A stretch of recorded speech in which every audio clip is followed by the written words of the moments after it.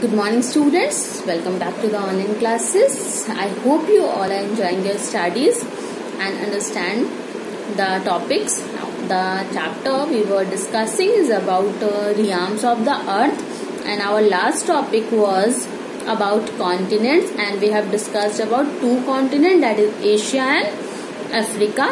And let's recall all the continents one by one. Now, the first one is Asia, then Africa, then North America, South America, Europe, Antarctica, and the last but not the least is Australia. And now today's topic is North America. So let's start with North America.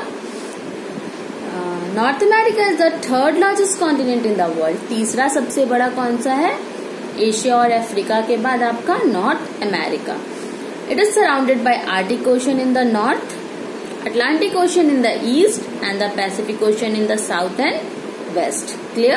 Now, North America and South America are joined by Isthmus of Panama. देखिए, मैंने आपको बताया था कि Africa और Asia एक landmass, पतला सा एक नैरो लैंडमास स्ट्रेट से जुड़ा हुआ है, जिसको मैंने पनामा ऑफ स्वीज इस्थमस ऑफ स्वीज बताया था. और अभी नॉर्थ अमेरिका और साउथ अमेरिका दोनों अगल बगल है, और दोनों कॉन्टिनेंट एक लैंडमास पतले से नैरो से लैंडमास से जुड़े हुए हैं, ज्वाइंट है, जिसको हम इस्थमस ऑफ पनामा कहते हैं. This is very important, you have to remember it. Okay, now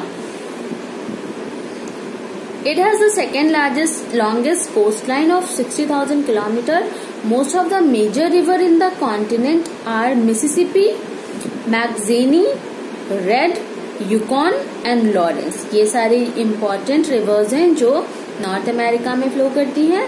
great Lakes in the North America is the largest group of fresh water lake on the earth. और जो great lake है आपका north America में, ये सबसे largest group है fresh water का, है ना.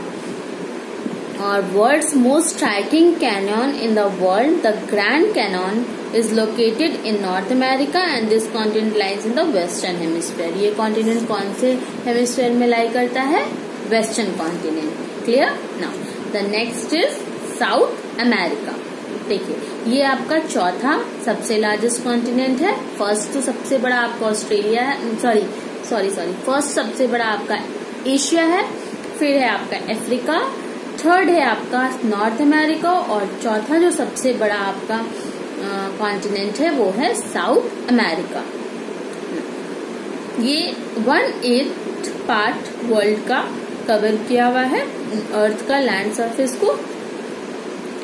इसके वेस्ट में पैसिफिक ओशियन है, और इसके नॉर्थ और ईस्ट में अटलांटिक ओशियन है. याद रहे, all continents are connected with water bodies and the water bodies is called ocean. कौन सा वाटर बॉडीज से? सारे कॉन्टिनेंट्स एक दूसरे से कनेक्टेड हैं, कोई ना कोई ओशियन से. क्लियर?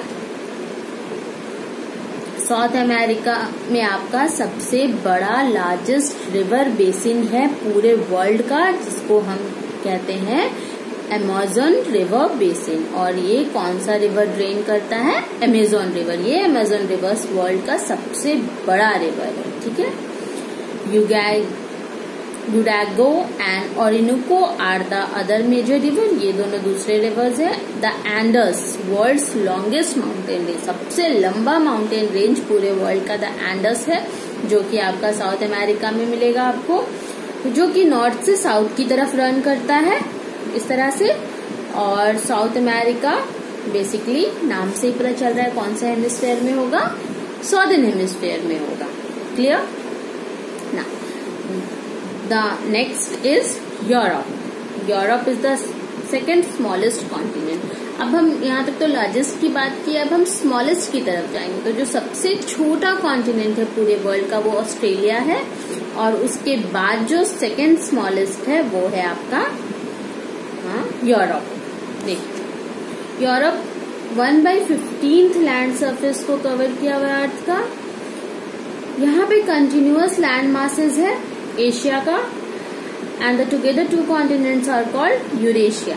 अब एशिया और यूरोप थोड़ा आसपास में है, और ये दोनों एक लैंड मास से जुड़ा है, जिसको हम यूरेशिया कहते हैं. यानी कुछ पार्ट एशिया का, कुछ पार्ट यूरोप का, और वहां से जो लैंडमास बना उसको हम यूरेशिया कहेंगे। आर्टिक ओशियन में इसके नॉर्थ में है, अटलांटिक ओशियन इसके ईस्ट में है, वेस्ट में है, मेडिटेरेनियन सी और ब्लैक सी इसके साउथ में है। इसका जो कोस्ट लाइन है, किनारा इसके समुद्र का, वो थोड़ा सा इरेगुलर है, कहीं ज्यादा ऊंचा नीचा इस टाइप से है, स्मूथ नहीं है। और ये जो कोस्ट लाइन है वो 38,000 किलोमीटर तक एक्सटेंडेड है। और ये यूरोप जो है वो मार्क करता है thousands of Finland, Norway and Sweden, the Rhine, the Rhone, the Danube, Volga, ये सारे थेम्स, ये सारे मेजर रिवर्स हैं जो कि यूरोप में फ्लो करते हैं, बहते हैं।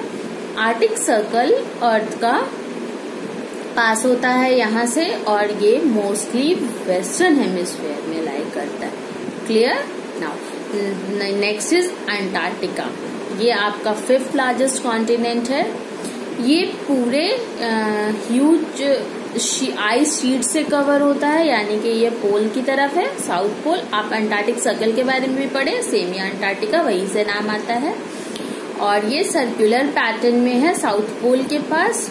इसका जो एवरेज एलिवेशन है वो 2195 मीटर है, और ये वर्ल्ड का हाईएस्ट कॉन्टिनेंट माना जाता है, लार्जेस्ट नहीं, सबसे highest. 95% of the continent is always covered by ice and snow. हमेशा 95% कॉन्टिनेंट यहाँ पे पूरा आइस से कवर होता है, आइस शीट से कवर होता है, इसलिए यहाँ पे लाइफ पॉसिबल नहीं है, यहाँ पे कोई भी तरह का हैबिटेशन नहीं होता है।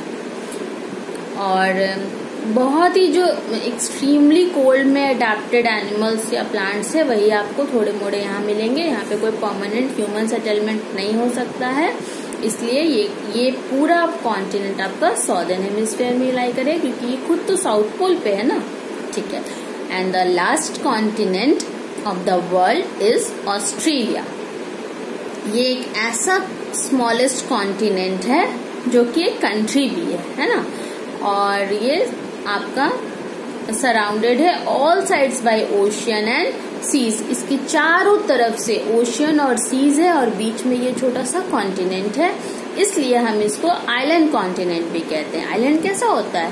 समुद्र के बीच में एक छोटा सा जमीन आपको मिल जाता है, टापू जिसको आप कहते हैं। तो उसी तरह से एक कंट्री है, पूरे चारों तरफ समुद्र के बीच में एक कंट्री है, इसलिए हम इसको आइलैंड कॉन्टिनेंट कहते हैं। ऑस्ट्रेलिया को लो रिलीफ मार्क किया गया है, और जो यहाँ के मेजर रिवर्स हैं इस कॉन्टिनेंट के वो है मुरे, darling, Flinders and swans.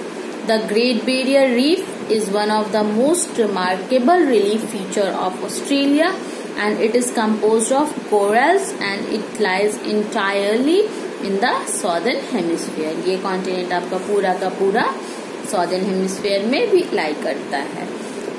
Now the next topic will be hydrosphere. तो हमने आज लिथोस्फीयर कंप्लीट किया, जिसमें हमने सारे कॉन्टिनेंट्स के बारे में पढ़े पूरे वर्ल्ड का, और हमारा जो नेक्स्ट टॉपिक होगा वो होगा आपका हाइड्रोस्फीयर, यानी कि in hydrosphere we will discuss about all the water bodies, ocean, seas and everything related with water.